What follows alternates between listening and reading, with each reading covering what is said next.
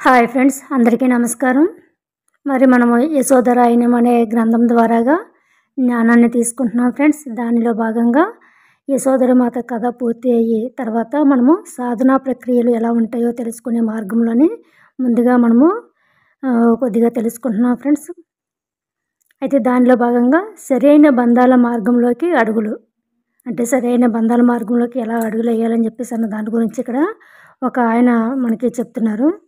Vietnam దేశానికి చెందిన ప్రముఖ బౌద్ధ గురువు పూజనీయ థిక్ నాట్ హాన్ అంట. ఆయన కొన్నాళ్ళు పాశ్చాత్య సమాజం చేత బహిష్కరించబడ్డారంట. అప్పుడు చేసిన తీవ్రమైన సాధనలు ఆయన అంతరంగాన్ని ప్రతిబింబించాయంట. అయితే సమాజంలో జీవించే గృహస్థులు, ఆశ్రమంలో జీవించే సన్యాసులు ఎవరైనా సరే ఒక సంఘంగా ఏర్పడి సాధన చేస్తే గనక అనూహ్యమైన విజయాలు, అద్భుతాలు సాధించవచ్చని గ్రహించి ఆయన వాటిపై దృష్టి సారించారు. ఈ సామూహిక సాధన అనేది ఆనాడు బుద్ధుడు ప్రబోధించిన త్రిరత్నాల్లో ఒకటి. అదే సంఘం శరణం గచ్చామి అని. మిగతా రెండు కూడా బుద్ధం శరణం గచ్చామి, ధర్మం శరణం గచ్చామి అని మనందరికీ కూడా తెలిసిందే కదా. ఇక సైకోథెరపిస్ట్ కోసం ఆయన మొట్టమొదటిసారిగా నిర్వహించిన శిక్షణా శిబిరంలో ఆయనను ఒక ప్రశ్న అడిగారు. పాశ్చాత్య మనస్తత్వ శాస్త్రంలోని వ్యక్తిత్వం యొక్క ప్రాముఖ్యతను మీరు ఎలా అవగాహన చేసుకున్నారు అని. ఆయన చురుగ్గా నవ్వుతూ, వ్యక్తిత్వం అనేది పూర్తిగా అవ్యక్తమైన దాని చేత ఏర్పడింది అని దానికి బదులు ఇచ్చారు. సంప్రదాయ మహాయాన బౌద్ధ బోధనల్లో పేర్కొనే పరస్పర ఆధారపూరితంగా పరిణతిని సాధించటాన్ని ఎంత అందంగా చెప్పారో చూసారా. ఆయన స్వయంగా తన బోధనలో కూడా ఇంటర్బీయింగ్ లేదా కోబీయింగ్ అని ప్రస్తావించేది ఇదే కదా. మరింత విపులంగా చెప్తూ, ఆనందం అనేది వ్యక్తిగతమైన విషయం కాదు, అందుకే మనం బాధపడుతూ ఉంటాం. బాధ నుంచి మనం విముక్తులం అవుతాం. రాబోయే బుద్ధుడు ఒక సంఘం అయి ఉండవచ్చు అంటే ఎంత అద్భుతమైన నిగూఢార్థం దాగి ఉందో చూసారా. ఆనందం అనేది వ్యక్తిగతమైన విషయం కాదు, అందుకే మనము బాధపడుతూ ఉంటామని చెప్తున్నారు ఆయన.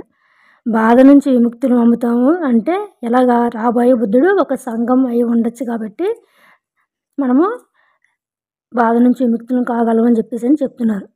థిక్ నాట్ హాన్ సంబంధ బాంధవ్యాల అస్తిత్వాన్ని వాటి యొక్క పరిపూర్ణమైన పరిధికి తీసుకువెళ్ళి ఇంటర్బీయింగ్ అనే పదాన్ని వర్ణిస్తారు. అంటే దీని గురించి doctor Martin Luther king junior ఏమన్నారంటే, మనమంతా విధితో అవినాభావ సంబంధాన్ని కలిగి ఉన్నాం. ఒకరిపై ప్రత్యక్షంగా ప్రభావం చూపింది ఏదైనా సరే అది అందరినీ కూడా పరోక్షంగా ప్రభావితం చేస్తుంది అని చెప్పేసి. మనమంతా కలిసి బాధల వలయాలను సృష్టి చేసి అందులో కూరుకుపోయినట్లుగానే ఇంకా బాధల నుంచి ముక్తికి దారితీసే ఆనంద మార్గాలను కూడా సామూహికంగా సృష్టించుకోగలం అని చెప్తున్నారు. అంటే మనం అందరం కలిసి బాధల వలయాలను సృష్టించుకొని అందులోనే ఎలాగైతే కూరుకుపోయి ఉన్నామో అలాగే బాధల నుంచి ముక్తికి దారితీసే ఆనంద మార్గాలను కూడా ఇలా సామూహికంగా మనము సృష్టించుకోగలమని చెప్తున్నారన్నమాట.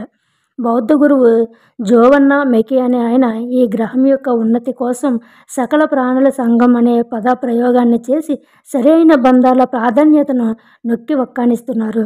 ఆధ్యాత్మిక సాధన యొక్క మూలాన్ని అన్ని ప్రత్యేకమైన బంధాలలో, ముఖ్యంగా భార్యాభర్తలు, కుటుంబాలు, సంఘంలోని అందరి మధ్య కూడా కొనసాగించడాన్ని థిక్ నాట్ హాన్ ప్రశంసిస్తారు.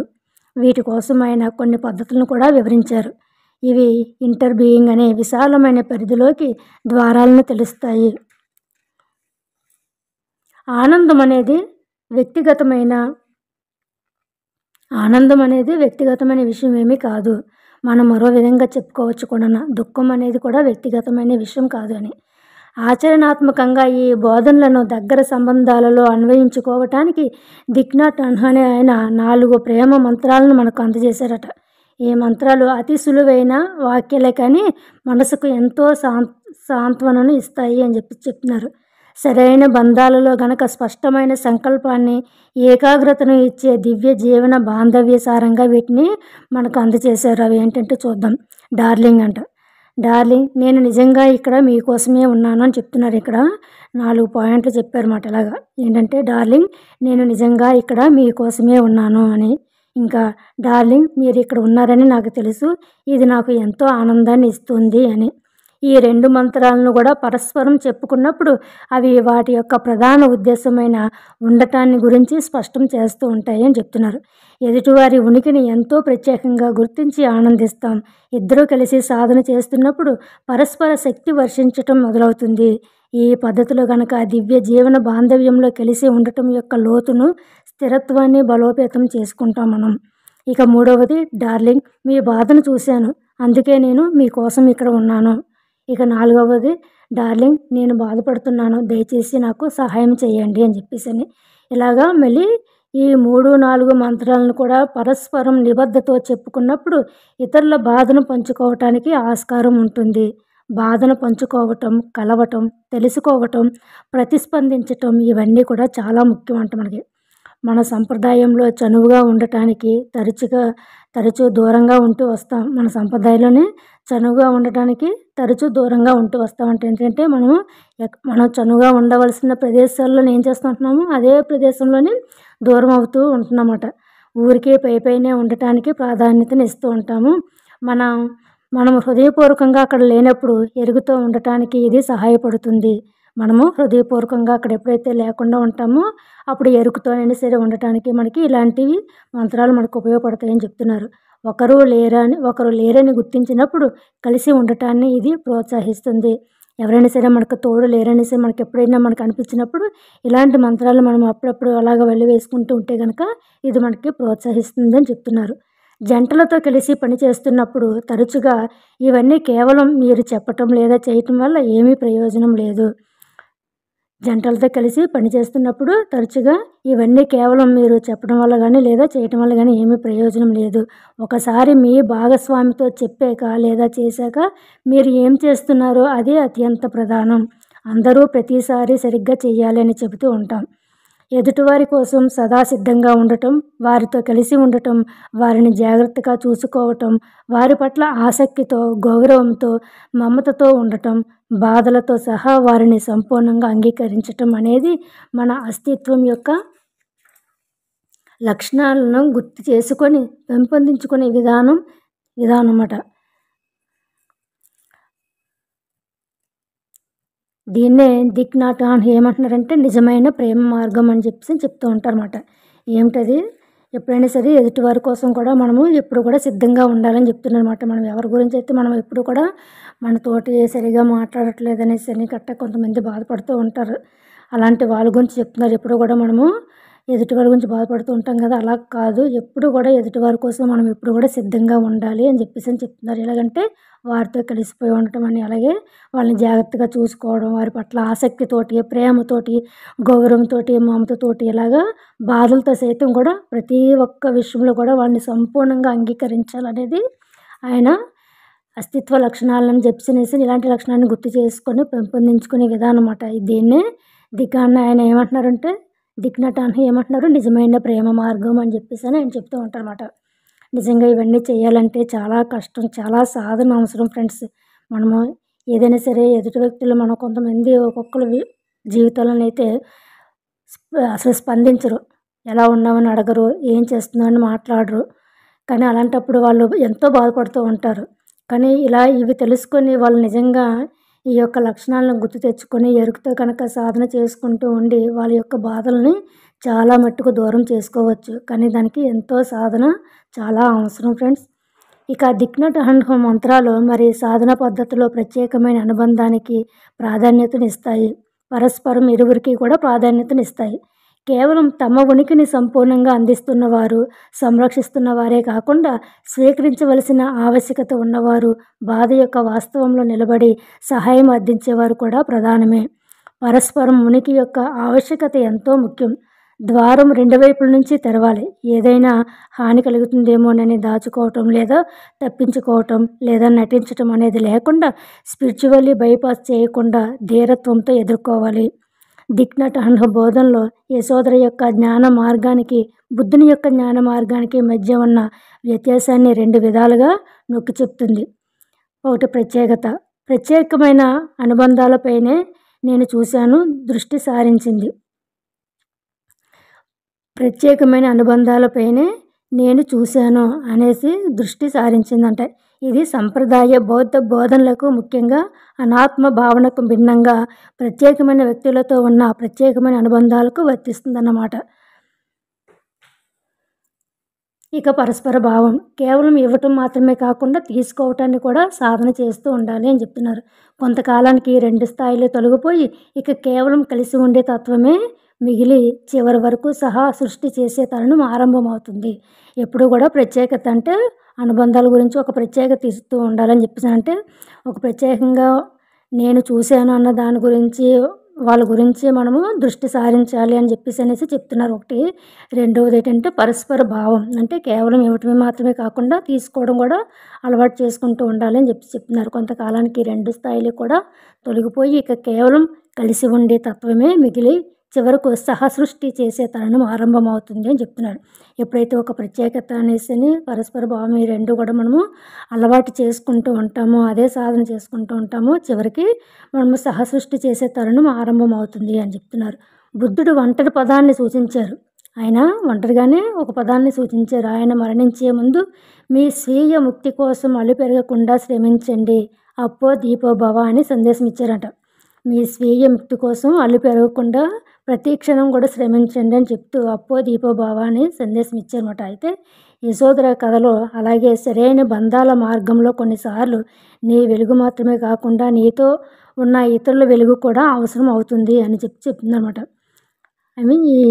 ఈమెతో చెప్తుందన్నమాట. అంటే అప్పో దీపో భవ అంటే ఏంటంటే నీ దీపాన్ని నువ్వే వెలిగించుకోవాలనేసి అని అర్థం అన్నమాట. అది చెప్పారన్నమాట. అయితే యశోధర కథలో అలాగే సరైన బంధాల మార్గంలో కొన్నిసార్లు నీకు నీ వెలుగు మాత్రమే కాకుండా నీతో ఉన్న ఇతరుల వెలుగు కూడా అవసరం అవుతుంది. మరి కొన్నిసార్లు ఇతరులకు నువ్వు వెలుగు కావాలి. అలాగే ఇతరులతో నీ కాంతిని పంచుకోవటం వల్ల సామూహిక మార్గం వెలుగులతో విరాజిల్లుతుంది.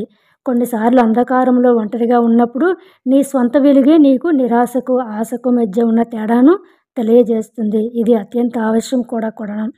వ్యక్తిగతమైన ఒంటరి మార్గం, సరైన బంధాల మార్గం 2 కూడా అవసరమే. ఒకదాని ద్వారా పూర్ణత్వం రాదు అని చెప్తున్నారు. ఒంటరిగాను సామూహికంగాను సాధన చేసినప్పుడే అన్ని విధాలుగా ఎదుగుతామని చెప్తున్నారు. ఇక మీ స్వీయ దుఃఖంతో కలిసినప్పుడు ఇతరుల దుఃఖాన్ని కూడా అనుమతించే గుణాన్ని పెంపొందించుకుంటారు. ఎప్పుడైతే మనము సొంత దుఃఖంతో ఎప్పుడైతే మనతో మనము కలిసి ఉంటామో అలాగే ఇతరుల దుఃఖాన్ని కూడా మనము అనుమతించే గుణాన్ని పెంపొందించుకుంటామంటే మన బాధను ఎప్పుడైతే మనం అర్థం చేసుకొని దాంతో ఏకమైపోయి దాని నుంచి బయటపడతామట. మనం ఎప్పుడైతే మనం ఒక దుఃఖంలో ఉన్నామనుకో దాన్ని గురించి ఆలోచించి దాని లోతుకి మూలలోకి వెళ్ళి దాన్ని ఎంతో సులువుగా బయటికి ఎంతో ప్రేమతత్వంతో దాన్ని ఒప్పుకొని దానికి క్షమాపణ చెప్పుకొని బయటికి ఎప్పుడైతే వదిలిపెట్టేస్తామో అప్పుడు మనం ఎలాగైతే తెలుసుకుంటామో అలాగే అదే విధంగా ఇతరుల దుఃఖాన్ని ఎప్పుడైతే అలా చేస్తామో అప్పుడు ఇతరుల దుఃఖాన్ని మనము అర్థం చేసుకునే గుణం మనకి ఏర్పడుతుందని చెప్తున్నారు. మరి వాళ్ళ దుఃఖంలో వెన్నుదన్నుగా నిలబడటం వల్ల మీతో మీరు ఉండే అవకాశం మెరుగుపడుతుంది. అంటే దీని అర్థం ఏమిటంటే ఈ మార్గం యొక్క ద్వారాలు 2 వైపుల నుంచి తెరుచుకుంటాయి అని చెప్తున్నారన్నమాట. బుద్ధుడు ఆశ్రమ సంఘాలకు ఆధ్యాత్మిక మైత్రికి ప్రాముఖ్యతను ఇచ్చారు. యశోధర మాత్రం సాధారణమైన బంధాల ద్వారానే దుఃఖంతో ఉన్న వాళ్ళందరినీ కలిపి సామూహిక జ్ఞానోదయ మార్గం యొక్క ఆవశ్యకతను నొక్కి చెప్పారు. దుఃఖమే సరి అయిన సమూహాన్ని సృష్టిస్తుంది. అయితే దుఃఖమే ప్రధానం కాదు. మనందరిలోనూ కూడా దుఃఖం ఉంది. కానీ మనం దానితో ఎలా ఉన్నాం, దానితో కలిసి ఎలా సాగుతున్నాము, అలాగే దుఃఖంలో ఉన్న ఇతరులతో ఎలా వ్యవహరిస్తున్నాం, వాళ్ళతో కలిసి ఎలా ముందుకు సాగుతున్నాం, ఇవన్నీ కూడా ప్రధానమైన అంశాలే. ఒకవేళ మన దుఃఖంతో ఒంటరిగా సాగాలని ఎంచుకుంటే కనుక ఇతరుల సహాయాన్ని అర్థించకుండా ఇతరులకు తెలియనివ్వకుండా ఉంటే మనం మరింత ఎక్కువగా బాధపడవలసి ఉంటుంది. అప్పుడు మన ద్వారా మరింత దుఃఖం పరిసరాలకు వెదజల్లబడుతుంది. దుఃఖంలో ఉన్నప్పుడు ఇతరులతో కలిసి ఏ ఆధ్యాత్మిక సాధన చేయకుండా సరైన మార్గంలో ప్రయాణించకపోతే ఎంతో అయోమయంలో పడి కొట్టుకుంటాం. నిరాశ నిస్పృహల్లో మనల్ని మనం కోల్పోతాం. అందుకే ఫ్రెండ్స్ చెప్తున్నారు, దుఃఖంలో ఉన్నప్పుడు కాకపోతే ఏంటంటే ఒంటరిగా ఒకవేళ ఒక వ్యక్తికి దుఃఖం ఉన్నది అంటే ఒక్కొక్కసారి ఆ దుఃఖాలు ఏంటంటే ఎవరు లేకపోవడం వల్ల కూడా ఉంటుంది. కొంతమందికి అయితే ఆ దుఃఖాన్ని ఇతరులతో పంచుకోవడానికి కూడా అవకాశం ఉండదు. అలాంటప్పుడు ఏంటంటే ఏదో రకంగా ఆధ్యాత్మిక మార్గంలోని మనము ఆ దుఃఖాన్ని పంచుకొని దాని ద్వారాగా మనం బయటపడాలి ఫ్రెండ్స్. ఏంటంటే ఇప్పుడు చక్కగా స్మార్ట్ ఫోన్స్ వచ్చాయి. ఇలాగ ఎన్నో మనకి ఎన్నో ఛానల్స్ వచ్చాయి. ఇలాంటి ఆధ్యాత్మిక స్టోరీలు క్లాసెస్ ఎన్నో ఉన్నాయి. వాటిల్లోని విని వాటిల్లో జాయిన్ అవ్వచ్చు. దాని ద్వారా కూడా మనము అవకాశం లేని వాళ్ళు ఆ యొక్క ఛానల్ ద్వారాగా మనము బయటపడవచ్చు ఫ్రెండ్స్. అయితే ఇక్కడ పొందుపరిచిన సాధనా పద్ధతిలో దుఃఖంలో ఉన్న వాళ్ళతో కలిసి ఉంటూ ఏకాగ్రతను కూడగట్టుకొని సంయమనంతో కొనసాగుతూ శక్తిని స్పష్టతను పెంపొందించుకోవటం ద్వారా దుఃఖాన్ని నిర్మూలించడాన్ని నేర్పుతాయి. ఇక్కడ పొందుపరిచిన సాధనా పద్ధతులు ఎలా ఉంటాయి? దుఃఖంలో ఉన్న వాళ్ళతో కలిసి ఉంటూ ఏకాగ్రతను కూడగట్టుకొని సంయమనంతో కొనసాగుతూ అప్పుడు శక్తిని స్పష్టతను పెంపొందించుకోవటం ద్వారాగా మనము దుఃఖం నుంచి బయటపడగలము అని చెప్తున్నారు. ఇవి కాకుండా మనకు ఇంకే విధమైన సాంకేతికత ఉపకరణాలు అవసరం లేదు.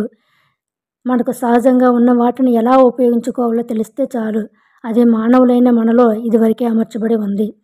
బుద్ధుని బోధనలైన ఎరుకలాగా సహజ సిద్ధంగా జరుగుతున్న వాటిని గమనిస్తూ పరస్పర ముక్తి కోసం, సామూహిక జ్ఞానోదయం కోసం సరైన అవగాహనతో మార్గాలను సృష్టించుకోవాలి. ఇదే సరైన అనుబంధాల మార్గం.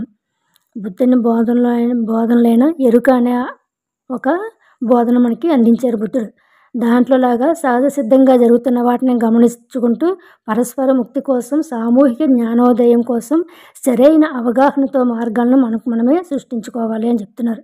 ఇదే సరైన మార్గాలకు, సరైన అనుబంధాలకు మార్గం అని చెప్తున్నారు. అయితే పరిపూర్ణమైన క్షణాలను సృష్టించటం, ఇక పరిశీలన, సాధన, సహాయం అడగటమాట.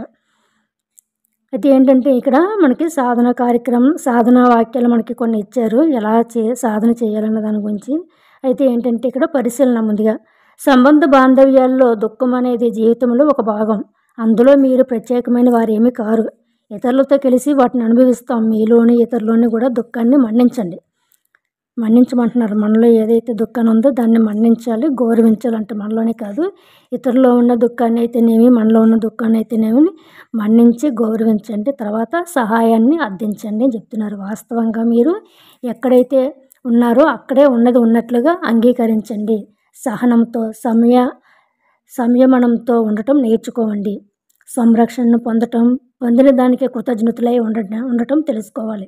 అవసరం లేని దాన్ని తొలగించుకోవటం, అలాగే పోషణ ఇచ్చేదాన్ని స్వీకరించటం అన్నీ కూడా అత్యంత ఆవశ్యకం. అవసరం లేని దాన్ని, ముఖ్యంగా ఏదైతే మనలో ఉన్నది బాధ, దుఃఖం అయితే ఉన్నాయో దాన్ని ముందుగా బయటికి తొలగించుకోవాలన్నమాట. ఆ తొలగించుకోవడం నేర్చుకోవాలి. అలాగే మంచి మంచి పాజిటివ్ ఎనర్జీస్ని, ఒక ఆనందాన్ని, ఒక ప్రేమని కూడా మనం స్వీకరించే గుణాన్ని కూడా అలవాటు చేసుకోవాలని చెప్తున్నారు.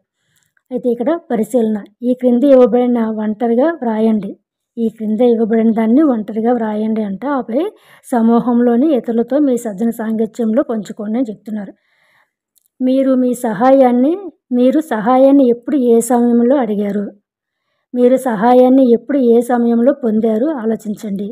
ఇంకా మీకు అవసరం ఉన్నప్పుడు, మీరు బాధలో ఉన్నప్పుడు సహాయం కోసం మీకు ఎవరైనా దొరికారా? ఆ అనుభవం గురించి తెలపండి.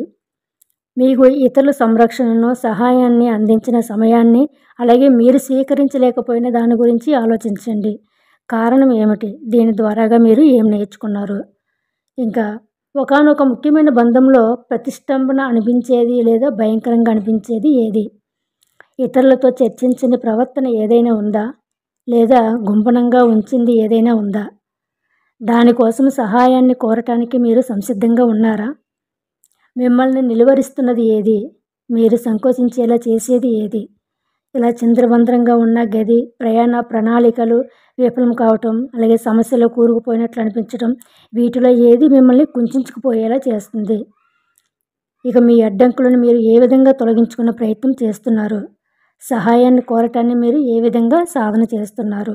ఇలాగే ఇవన్నీ కూడా రాసుకోమని చెప్తున్నారు. మరి ఇది నాకు కూడా సరిగా అర్థం అవ్వట్లేదు ఫ్రెండ్స్, మరి ఎలా రాసుకోవాలన్నది.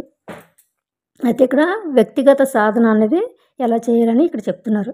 ఇది సహాయాన్ని అందించి శరీరాన్ని, మనస్సుని, హృదయ స్థాయిల్లో ఆ అనుభవం యొక్క ఎరుకను పెంపొందించుకునే సాధన విధానం మాట ఇది.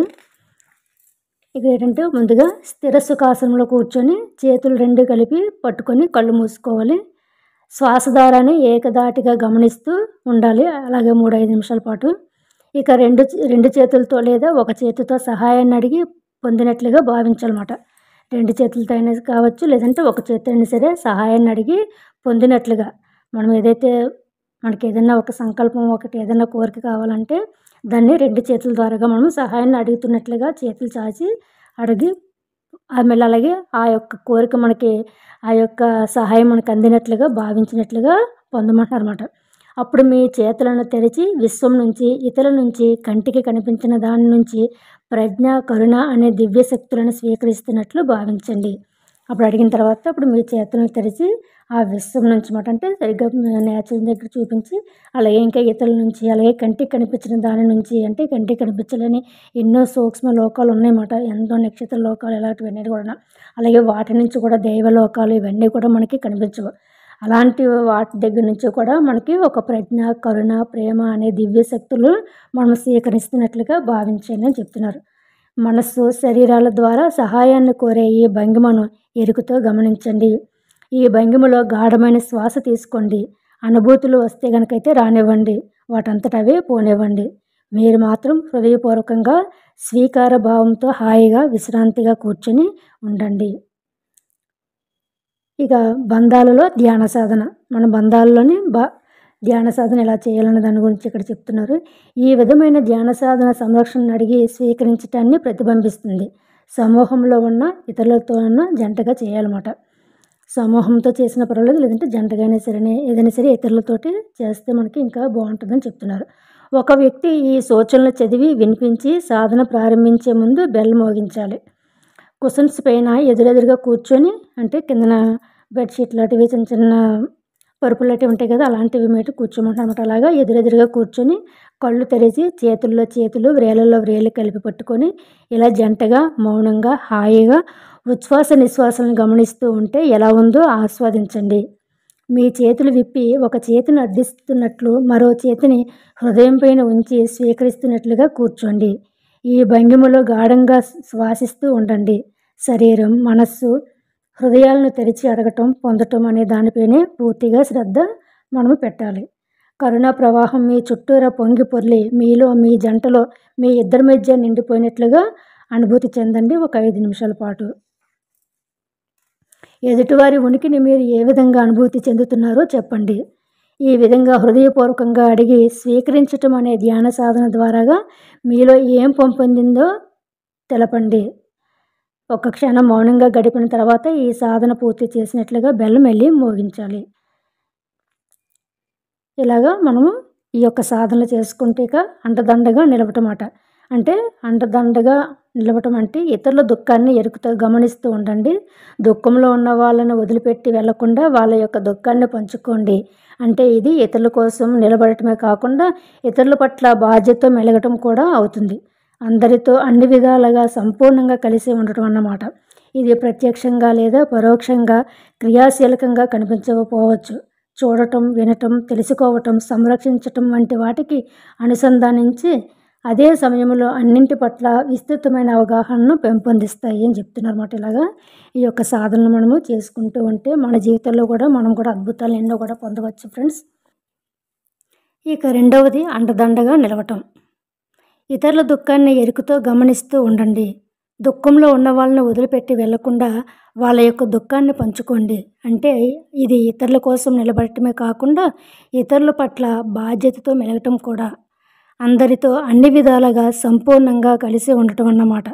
ఇది ప్రత్యక్షంగా లేదా పరోక్షంగా క్రియాశీలకంగా కూడా కనిపించకపోవచ్చు. చూడటం, వినటం, తెలుసుకోవటం, సంరక్షించటం వంటి వాటికి అనుసంధానించి అదే సమయంలో అన్నింటి పట్ల విస్తృతమైన అవగాహనను పెంపొందిస్తాయి. అయితే దీని గురించి కూడా మనకి ప్రతి ఒక్కరికి కూడా అండదండగా ఉండాలని చెప్తున్నారు. దానిలో భాగంగా ఇప్పుడు పరిశీలన గురించి చెప్తున్నమాట. అంటే సాధన మార్గాన్ని ఎలా చేయాలని చెప్పేసి మనకి ఇక్కడ మరికొన్ని వాక్యాలు ఇస్తుందన్నమాట. ఈ సాధన కనుక అంటే దీని గురించి సాధన ఎలా చేయాలనేది ముందు మీరు సమూహంతో పంచుకోవాలన్నమాట. ఎలాగా గతంలో నేను ఇతరులకి ఎక్కడ అండదండగా నిలబడ్డానో అది ఇప్పటికీ కూడా కొనసాగుతుందా? నేను స్పందించవలసిన దానికంటే తక్కువగా ఎక్కడ ప్రవర్తించాను? కోపగించుకోవటం, తీర్పులు చెప్పటం, అలాగే ఇంకా వెనుదిరిగి వెళ్ళిపోవటం లాంటివి ఎక్కడ చేశాను? అందరితో కలిసి ఉండటం అనేది నాకు ఎక్కడ కష్టసాధ్యమయ్యింది? ఆ పరిస్థితులలో ఏం జరిగి ఉండవచ్చు? ఆ సమయంలో నాకు ఏది సహాయపడింది? కరుణతో ఆలకించటం మరి క్రియాశీలకంగా ప్రతిస్పందించటంలో నేను ఎక్కడ ఉన్నాను? నా వ్యక్తిగత జీవితం, సంబంధ బాంధవ్యాలు, ఇంకా ఈ ప్రపంచం పట్ల కరుణతో వ్యవహరించటంలో నేను ఎక్కడ ఉన్నాను? దుఃఖాన్ని మరి అన్యాయాన్ని ఎదుర్కోగలుగుతున్నానా? అండగా నిలబడటానికి నేను ముందడుగు ఎలా వేయగలను? ఏదైనా ఒకానొక మార్గం చూపించిన వారికి నేను కృతజ్ఞత తెలిపానా? మరింత ప్రశంసాపూర్వకంగా వ్యక్తీకరించడానికి నేను ఎలాంటి అడుగులు వేయవచ్చు అనేవి మనము పరిశీలించుకోవాలన్నమాట. ఇలాంటి వాక్యాలన్నీ కూడా ముందుగా మనకు మనం పరిశీలించుకొని అప్పుడు దాని గురించి వ్యక్తిగతంగా మనము ధ్యాన సాధన ఎలా చేయాలన్న దాని గురించి ఇక్కడ ఇచ్చారు ఫ్రెండ్స్. ఏకాగ్రతతో సంరక్షణ మరి కరుణను పెంపొందించుకోవటానికి మేము మైత్రిని అంటే ప్రేమపూర్వక దయ, ఇతరుల సంతోషాన్ని కోరుకోవటం, అలాగే కరుణను, ఇతరుల దుఃఖాన్ని నిర్మించాలని కోరుకోవటం అలాగే సాధన చేస్తామన్నమాట. ధ్యానమగ్నులమై మౌనంగా కూర్చొని దుఃఖంలో ఉన్న ఇతరులను తలుచుకొని హృదయపూర్వకంగా ఈ వాక్యాలు కోరుకోవాలన్నమాట. మీరు సంతోషంగా ఉండాలి, మీ బాధలన్నీ పోవాలి, మీరు ప్రశాంతంగా జీవించాలి అని. వీటిలో మీకు నచ్చినవి ఎంచుకొని లోపలే సంకల్పించుకుంటూ ఉండాలి. ముఖ్యంగా దుఃఖంలో ఉన్నవారి కోసం ఒక 35 నిమిషాల పాటు ఇలాగ చేస్తూ ఉండాలన్నమాట. మీ ఎదుట కూర్చొని ఉన్న ప్రత్యేకమైన వ్యక్తిని తలుచుకొని మీలో ఈ వాక్యాలు మననం చేసుకోండి. ఈ సంకల్పాన్ని ఇతరుల యోగక్షేమాల కోసం అంతరంలో అనుకోండి. ఈ యొక్క సంకల్పాన్ని ఇతరుల యోగక్షేమాల కోసం అంతరంలో అనుకోండి అని చెప్తున్నారు. మొదట మీరు సులువుగా, వేగంగా కరుణను పంపగలిగే ఆత్మీయులకు, అది ఒకరైనా సరే లేదా సమూహమైనా సరే అలవాటు చేసుకోండి. ఆ తర్వాత ప్రయత్నపూర్వకంగా కరుణను పంపగలిగే వారికి కూడా అదే ఏకాగ్రతతో ఈ సంకల్పం చేయండి. అలాగే 3 నుంచి 5 నిమిషాల వరకు. ధ్యానంలో మీరు ఊహించుకున్న వారి వైపు కదిలి మొదట ఆత్మీయులకు, ఆ తర్వాత ఇతరులకు కూడా మీ చేతిని అందించండి. ఈ భంగిమలోనే మీ శరీరంపై పూర్తి ఎరుకతో గాఢ ధ్యాన స్థితిలోకి చేరుకోండి. మీలో ఎలాంటి భావాలు ఉత్పన్నమయ్యాయి, మళ్ళీ తగ్గిపోయాయి అనేది గమనించండి. మరొక 5 నిమిషాల పాటు అదే స్థితిలో ఉండటాన్ని కొనసాగించండి. బంధాలలోని ధ్యాన సాధన ఎలా చేయాలన్న దాని గురించి ఇక్కడ మనకిచ్చారు. ఒకానొక సమూహంలో ఈ వాక్యాలను ఒకరితో ఒకరు చెప్పుకొని మైత్రి, కరుణను ఇవ్వటం, తీసుకోవటాన్ని సాధన చేస్తూ ఉండాలి 3 నుంచి 5 నిమిషాల వరకును. ఆ తర్వాత ఈ వాక్యాలను అందరికీ వినిపించేలాగా చదవటానికి ఒకరిని నియమించాలి. అప్పుడు ఇతరులతో మెల్లగా అనుభూతి చెందుతూ ఈ వాక్యాలు పలుకుతూ ఉండాలి. ఆ తర్వాత రెండో స్పీకర్ కూడా ఇవే వాక్యాలను పలుకుతూ ఉండాలి. ఆపై 3, 4 ఇలా అందరూ కూడా ప్రతి ఒక్కరు కూడా ఎవరైతే మనము సమూహంగా కూర్చున్నామో వాళ్ళందరూ కూడా ఒక్కొక్కరుగా మాటలు పలుకుతూ ఉండాలన్నమాట. ఇవన్నీ మనము ఇక్కడ ఇచ్చారు కదా, మీరు అదే ఆనందంగా ఉండాలి, సంతోషంగా ఉండాలి అని చెప్పేసి అలాంటి వాక్యాలు ప్రతి ఒక్కరి ద్వారాగా పలికించాలన్నమాట. అప్పుడు ప్రతి వారు పలికిన తర్వాత మధ్య మధ్యలో సమయం కేటాయించుకొని మనోశూన్య స్థితిని అనుభూతి చెందుతూ ఉండాలన్నమాట. అంటే ఒక్కొక్కరు పలుకుతూ ఉంటారు కదా, మధ్య మధ్యలోనే కొంచెం సమయం కేటాయించుకొని మనోశూన్య స్థితిని అనుభూతి చెందుతూ ఉన్నట్లుగా మాట్లాడటం, లోతుగా ఆలకించటాన్ని ఇలాగా సాధన చేస్తూ ఉండాలన్నమాట. మీరు కనుక ఈ పద ప్రయోగాన్ని మీకు నచ్చిన వేరే వాక్యాలుగా కూడా చెప్పుకోవచ్చు. ఇంకా మనకి ఏవైతే కావాలో అలా కూడా మనము చెప్పుకోవచ్చు అన్నమాట. మీరు సంతోషంగా ఉండాలి, ఏ బాధలు ఉండకూడదు, దైవం శక్తి ఎల్లప్పుడూ కూడా మీకు తోడుగా ఉండాలి అని చెప్పేసి ఇలాంటి మాట. ఇలాగ ఒక 5 నిమిషాల పాటు ఇలా చేసుకుంటూ ఉండి అలాగే తర్వాత ఒకరికి ఎదురుగా కూర్చొని ఇన్సైట్ డైలాగు మార్గదర్శకాలను నెమ్మదిగా పూర్తి ఎరుకుతూ పరస్పరం చెప్పుకుంటూ ఉండాలన్నమాట. ప్రతి ఒక్క పదాన్ని 5 నిమిషాల పాటు లోతుగా ఆలోచించాలి. ఉదాహరణకు మీరు ఇలా కూడా అడగవచ్చు, ఇప్పుడు ఇక్కడ దీన్ని కాసేపు విశ్రాంతిస్తే ఎలా ఉంటుంది, ఇలాగే అందరినీ క్రింద ఇవ్వబడినవన్నీ అడుగుతూ కూడా ఇలా ఒక 5 నిమిషాల పాటు వెళ్తూ ఉండాలన్నమాట. ఎలాగంటే విశ్రాంతి, అలాగే హృదయపూర్వకంగా ఉండటం, విశ్వాసం కోసం ఏర్పరచుకోవటం, లోతుగా ఆలకించడం, ఇంకా ఉన్నట్లుగా మాట్లాడటం అన్నమాట. ఇలాగ ప్రతి దాని గురించి కూడా చక్కగా క్లుప్తంగా మాట్లాడుతూ వాళ్ళ హృదయపూర్వకంగా వాళ్ళ సంకల్పాలు నెమ్మదిగా మాట్లాడుకుంటూ మధ్య మధ్యలోనే ఆ యొక్క మనోశూన్య స్థితికి వెళ్ళి అంటే మౌనంగా సాధనలోనే నిమగ్నమై ఉండటం, శ్వాస మీద ధ్యాస ద్వారాగా మధ్య మధ్యలోనే అలా ఉంటూ కూడా ఈ యొక్క సాధనలు చేసుకుంటూ ఉంటే కనుకైతే కొన్ని రోజులకి మన జీవితాల్లో కూడా అద్భుతాలు చూడవచ్చు ఫ్రెండ్స్. అంతర్దృష్టి సంభాషణలు. తర్వాత బౌద్ధ సంప్రదాయంలో సంబంధ బాంధవ్యాల పరిణతి కోసం గ్రెగరీ క్రేమర్ అనే ఆయన ఒక చక్కని ధ్యాన సాధనను అందించారు. అది ఏమిటో చూద్దాం. ఈ సాధన విధానం అంతా కూడా స్వేచ్ఛాయుతమైన, ధ్యానపూర్వకమైన, విశ్లేషణాత్మకమైన రీతిలో ఉంటుందంట. ఈ మార్గదర్శకాలు సమూహంలో అన్ని సాధనలకు కూడా తోడ్పడతాయి అని చెప్తున్నారు. క్రేమర్ అందించినటువంటి యొక్క విధానం ద్వారాగా అనుబంధాలలోని తెప్పించుకోవటానికి వీలు లేనటువంటి బాధలు కూడా పోగొట్టి వెలుగును ప్రసాదిస్తుంది అని చెప్తున్నారు. అనుబంధాల్లోని తెప్పించుకోవడానికి కూడా వీలు లేనటువంటి బాధలు కూడా పోగొట్టి ఎంతో చక్కటి వెలుగును ప్రసాదిస్తుంది అని చెప్తున్నారు. ప్రత్యేకించి పాశ్చాత్యులలో దుఃఖాన్ని అంతం చేస్తుంది. మన యొక్క సంబంధ బాంధవ్యాలలో కొన్నిసార్లు ఖచ్చితంగా బాధ, దుఃఖం వంటివి తప్పవు. అయితే దుఃఖాన్ని నిర్మూలించటానికి సరి అయిన విచక్షణాయుతమైన అనుబంధాలే సంపూర్ణంగా సమర్థవంతంగా సహాయపడతాయని క్రేమర్ ఉద్బోధిస్తున్నారు. అది ఈ సాధన ద్వారాగే సాధ్యమవుతుంది. ఐడి అంటే అంతర్దృష్టి సంభాషణలో అంటే ఇన్సైడ్ డైలాగ్స్ అన్నమాట. ఐడి అంటే ఇన్సైడ్ డైలాగ్స్. అయితే ఈ అంతర్దృష్టి సంభాషణలు ఎన్నున్నాయి? ఒక 6 మార్గదర్శక సూత్రాలు అన్నమాట. అయితే ఈ యొక్క 6 మార్గదర్శక సూత్రాల సహాయంతో సంబంధ బాంధవ్యాలలో మనోశూన్య స్థితిని సాధన చేయిస్తుంది. ప్రతి ఒక్కదాన్ని ప్రత్యేకంగా సాధన చేసి అన్నింటినీ కలిపి సమన్వయపరచుకోవాలి. ప్రతి వ్యక్తి యొక్క సాధన ఇతరులను కూడా నేరుగా తాకి ఎంతగానో ప్రభావితం చేస్తుంది. అందుకే ఈ గైడ్లైన్స్ అనేవి ప్రగాఢమైన అస్తిత్వాన్ని అనుభూతి చెందటానికి, దాంతో మమేకమై ఉండటానికి ప్రధాన పాత్ర పోషిస్తున్నాయి. అంతే. ఇక దాంట్లో ఫస్ట్ పాయింట్ ఏంటంటే విరామం. శరీరం మనసు యొక్క స్వయంచాలకమైన అలవాటు పడిన కదలికలను కాసేపు ఆపటానికి ఈ సాధన చేస్తాం అన్నమాట. విరామం అంటే ఏంటి? శరీరం మనసు యొక్క స్వయంచాలకమైన అలవాటు పడిన కదలికలను కాసేపు ఆపటానికి ఈ యొక్క సాధన చేయాలన్నమాట. మనోశూన్య స్థితిని కొనసాగించడానికి ప్రతి ఒక్కరూ చేసే విరామ సాధన ఎంతగానో తోడ్పడుతుంది. సమూహంలో ఒక వ్యక్తి విరామ సాధన చేసినప్పటికీ అది అందరి సంబంధ బాంధవ్యాలపై ఎంతో ప్రభావం చూపుతుందంట. అంటే ఒక గ్రూపుగా కూర్చొని మనము సాధన చేసుకుంటూ ఉంటాం కదా ఫ్రెండ్స్, అందులోని ఒక వ్యక్తి చేసినా సరే మిగతా అందరి సంబంధ బాంధవ్యాలు కూడా ప్రభావం చూపుతుందంట. విరామం ఇవ్వటం మనోశూన్య స్థితిని గుర్తు చేసుకోవటం బాగుంటుంది. మాట్లాడటానికి ముందు, మాట్లాడుతున్నప్పుడు, మాట్లాడిన తర్వాత విరామం ఇవ్వటం అనేది ప్రత్యేకమైన విలువను తెలుస్తుంది. అంటే కొంతమంది చూడండి ఫాస్ట్గా ఏదోటి నోటికి ఏదో వస్తుంది అడ్డు ఆపు లేకుండా మాట్లాడుతూ ఉంటారన్నమాట. దానికి మనం ఎప్పుడైతే విరామం మధ్యలోనే కొంచెం సమయం కేటాయించి మాట్లాడుతూ ఉంటామో కొన్ని అనుకోకుండా వచ్చేస్తున్న మాటలు కూడా కొంచెం మనం ఆలోచించి మాట్లాడడానికి అవకాశం ఉంటుందన్నమాట. అందుకని మనం చెప్తున్నారు ఇక్కడ మాట్లాడడానికి ముందు, మాట్లాడుతున్నప్పుడు, మాట్లాడిన తర్వాత కూడా విరామం ఇవ్వటం అనేది ప్రత్యేకమైన విలువను తెస్తుంది అని చెప్తుందన్నమాట. విరామం అంటే ఇదనమాట. ఇక రెండవది విశ్రాంతి. వాస్తవంగా ఈ వర్తమాన క్షణంలో ఉన్నదాన్ని తెరిచి సాదరంగా ఆహ్వానించండి.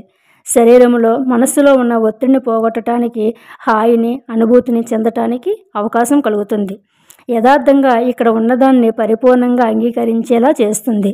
ఇప్పుడు ఇక్కడ ఉన్న సత్యాన్ని అనుమతిస్తూ నిండుగా స్వీకరించేలా చేస్తుంది. ఈ విశ్రాంతి యొక్క కదలిక పరస్పర ప్రభావాన్ని చూపుతుంది. అలాగే పరస్పరం గుర్తించేలా ఉంటుంది కూడా. ఇక మూడవది ఉదారత. విశ్రాంతి తీసుకుంటున్నప్పుడు ఒకానొక క్షణంలో సహజంగా విస్తృతమైన అవగాహన పెంపొంది ఎంతో లోతుగా లేదా విశాలంగా వ్యాపించిన భావన కలుగుతుంది. మరి పూర్తిగా తెరుచుకుంటుంది కూడా. ఈ పదం ద్వారా ప్రధానంగా మనతో మనం నిష్కపటంగా ఉండటమే కాకుండా ఇతరులతోనూ అన్నీ ఉదారంగా పంచుకుంటాం. బంధంలో పరస్పరం హృదయపూర్వకంగా ఉండటం, చుట్టూ ఉన్న అందరితోనూ సాధారణంగా ఉండటం తెలుస్తుంది. ఇక నాలుగవది ట్రస్ట్ ఎమర్జెన్సీ అంటే విశ్వాసం ఏర్పరచుకోవటం. ఈ సూత్రం ఒక అనుభవం యొక్క మారిపోయే స్వభావపు అవగాహనను మరి దానితో కలిసి ఉండటానికి సమ్మతించటం గురించి తెలుపుతుంది. ఏదైనా సరైన సమయంలోనే జరుగుతుందని తెలుసుకొని అనుమతించటం, అలాగే తెలియని దాని గురించి విశ్వాసపూర్వకంగా ఎదురు చూడటం, అలాగే జీవితంలో సహసృష్టి కాబడుతున్న సామూహిక మానవ అనుభవాలను ఈ క్షణంలో పొందుతూ సంపూర్ణ శరణాగతితో ఉండాలి అని చెప్తున్నారు. ఇక ఐదవది లోతుగా ఆలకించటం. లిస్టెన్ డీప్లీ. లోతుగా ఆలకించటం, ఎరుకతో సహృదయంతో ఆలకించటాన్ని ఇది నొక్కి చెప్తుందన్నమాట. లోతుగా ఆలకించడం అంటే ఏమిటి? ఎరుకతో సహృదయంతో ఆలకించటాన్ని ఇది నొక్కి చెప్తుంది. స్వరాన్ని, పదాన్ని, వాటిని అర్థాన్ని, పరమార్థాన్ని, శబ్దనాదాన్ని సావధానంగా సంపూర్ణమైన అప్రమత్తతో వినాలి. మనస వాచ కర్మణ పూర్తి స్పృహతో ఉండాలి. ఎప్పుడైనా సమూహంలో ఏకాగ్రత లోపించినా, దారి మెల్లినా, తీర్పులు చెప్పినా లేదా స్వీయ ప్రాముఖ్యత పుట్టుకు వచ్చినా గమనిస్తూ ఉండాలి. వెంటనే మనోశూన్యమైన హృదయపూర్వకమైన రీతిలో ఇతరుల స్వరాన్ని సునాయాసంగా ఆలకించాలి. అలా ఇతరుల అంతర్యాన్ని ఆలకించగల ఔన్నత్యం పెంపొందుతుంది. ఇక 6వది స్పీక్ ద ట్రూత్, అంటే సత్యం మాట్లాడటం. ఈ మార్గదర్శక సూత్రం మాటల యొక్క స్వరం యొక్క స్వభావాన్ని గ్రహిస్తూ స్వరంతో అనుసంధానాన్ని నేర్చుకుంటూ వీలైనంత స్పష్టంగా మాటలకు అతీతమైన యథార్థాన్ని కూడా ఎరుగుతూ అవగాహన కలిగిస్తుంది. ఈ సాధన వల్ల మాట్లాడిన దానిలో సత్యం ఉందా, ఉంటే ఎంత సత్యం ఉంది అనే దాన్ని గుర్తించే నేర్పును ఇస్తుంది. తద్వారా బుద్ధిని అష్టాంగ మార్గంలో ఒకటైన సమ్యక్ వాక్కును కూడా సాధన చేయవచ్చు. సత్యపూర్వకమైన, ప్రయోజనకరమైన, కరుణాపూరితమైన, సందర్భానుసారమైన మాటలు మాట్లాడటం అనేది గొప్ప సూత్రం. ఎవ్వరూ కూడా పక్షపాత ధోరణిలో, ఇతరులను నొప్పించే రీతిలో లేదా విషయశూన్యంగా లేదా వివేకరహితంగా నిష్ప్రయోజనమైన మాటలు ఎప్పుడూ కూడా మాట్లాడకూడదు. ఈ సాధన బౌద్ధ సంప్రదాయంలోనిదే అయినా తమ అనుబంధాల ద్వారా జీవితాన్ని సాఫల్యం చేసుకోవాలని భావించే ప్రతి ఒక్కరూ కూడా అన్వయించుకోవచ్చు. ఈ యొక్క ఐడి సాధన అనేది క్లినికల్ సైకోథెరపీ, విద్య, వైద్య విధానాల్లోనూ, పరిపూర్ణ స్వస్థత విధానాల్లోనూ, ఇతరత్ర సంబంధ బాంధవ్యాల సాధనాల్లోనూ కూడా ఎంతో శక్తివంతమైన పునాదిగా ఉపయోగపడుతుంది. ఆధ్యాత్మిక సంఘాలు, సమూహాలు ఏర్పరచుకోవాలంటే ఇది ప్రధానమైన సాధనా విధానం. Okay friends, thank you so much friends.